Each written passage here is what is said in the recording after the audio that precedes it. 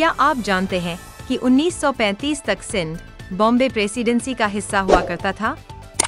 आज के महाराष्ट्र, गुजरात और पाकिस्तान में जा चुके सिंध प्रांत को मिलाकर बॉम्बे प्रेसिडेंसी कहा जाता था। वहां पर मराठी सरकारी कामकाज की प्रमुख भाषा थी और स्वाभाविक है कि प्रशासन में भी मराठी भाषियों का दबदबा हुआ करता था। बॉम्बे प्रेसिडेंसी में 58% लोग मराठी बोलते थे। इसके बाद गुजराती, सिंधी और कन्नड़ भाषाओं का स्थान आता था। तभी सिंध क्षेत्र में मराठी भाषा के विरोध में आंदोलन शुरू हो गया। कहा गया कि मराठी के कारण सिंध की सांस्कृतिक और भाषाई पहचान खतरे में है।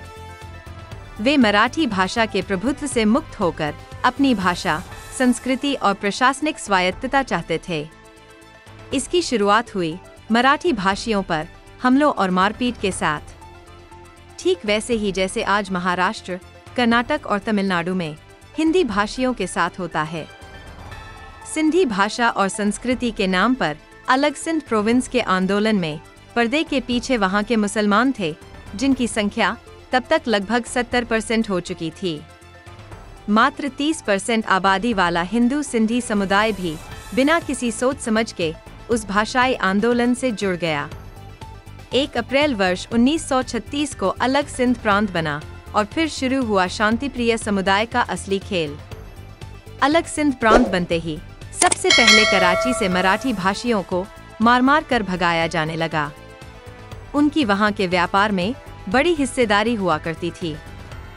मराठी भाषियों का सफाया अभी चल ही रहा था कि पाकिस्तान की मांग ने तेजी पकड़ ली। इसके बाद तो सिंधी हिंदू भी लपेटे में आ गए। मुसलमानों ने सिंधी भाषा के बहिष्कार की घोषणा कर दी। उर्दू को सिंध की मुख्य सरकारी भाषा घोषित कर दिया गया। मुसलमानों के साथ मिलकर सिंधी संस्कृति और भाषा को बचाने निकले सिंधी हिंदुओं का जो हाल हुआ वह कहने की आवश्यकता नहीं। आज सिंध से हिंदुओं का लगभग सफाया हो चुका है। सिंधी संस्कृति, भाषा और वेशभूषा का तो कोई नाम लेवा भी नहीं बचा। वहां से भगाए गए सिंधी हिंदुओं के वंशज आज भारत के अलग अलग शहरों में बसाई गई सिंधी कॉलोनियों में रह रहे हैं। पाकिस्तान में सिंधी भाषा केवल बोलचाल तक सीमित हो चुकी है। दूसरी ओर भारत में इसे 8वीं अनुसूची में शामिल किया गया। मुसलमानों के साथ मिलकर मराठी भाषियों को पीटने वाले सिंधी न अपनी भाषा बचा पाए, न संस्कृति और न ही अपने पूर्वजों की धरती, जिसके लिए सिंधी आंदोलन शुरू किया गया था, वह कभी आंदोलन का मुद्दा था ही नहीं। तमिलनाडु, कर्नाटक, महाराष्ट्र या देश के किसी भी अन्य राज्य में हिंदी के विरोध में कोई आंदोलन हो तो उसके पीछे मजहबी समुदाय की सक्रियता देखने योग्य होती है। यह बिल्कुल वही पैटर्न है जिससे उन्होंने सिंध प्रांत को अपने चंगुल में लिया था। दोनों ही अब्राहमिक मजहब काफिरों को बांटने में उस्ताद है। काफिर हमेशा सीधा सादा, सभी धर्मों को एक मानने वाला, भाईचारे पर भरोसा करने वाला भावुक प्राणी होता है। एक बार जाल में फंसते ही वह हलाल कर दिया जाता है।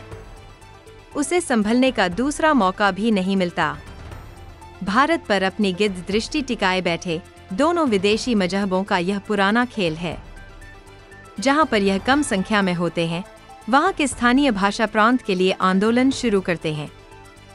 सीधे सादे, भोले भाले हिंदू उनके साथ जुड़ जाते हैं। लेकिन जैसे ही वे सत्ता हथिया लेते हैं, उसी क्षेत्र के मूल निवासी हिंदुओं को उनकी भाषा और धरती से उखाड़ फेंकते हैं। काफिर पिछले 8 से 900 वर्षों से धोखा खा रहे, काटे जा रहे, बहिष्कृत हो रहे, लेकिन कुछ सीख नहीं पा रहे कि इस्लाम और ईसाईयत में सहिष्णुता या अन्य धर्म, भाषा, संस्कृति का कोई अस्तित्व नहीं है। वे केवल अपने विस्तार और काफिरों के सफाई की योजना बनाते हैं। भाषाई अस्मिता के नाम पर उत्तर भारतीयों को पीट रहे गुंडे कुछ और नहीं, उसी मजहबी योजना का हिस्सा हैं, जिसने कभी कराची में मराठियों के साथ यही बर्ताव किया था। ये गुंडे अकेले नहीं हैं। इनके तार दिल्ली से लेकर बिहार तक फैले हुए हैं। आप मराठी हो, कन्नड़ हो, तमिल हो या हिंदी बोलने वाले, अपनी भाषा के नाम पर भावुक होने और अपने ही शत्रुओं के जाल में फंसकर अपनी आने वाली पीढ़ियों का सर्वनाश करने से पहले एक बार सोच अवश्य लें। हमारे चैनल के वीडियो समाज को समर्पित हैं।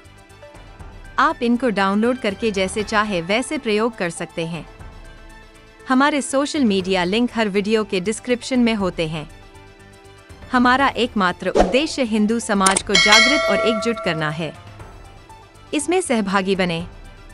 धन्यवाद।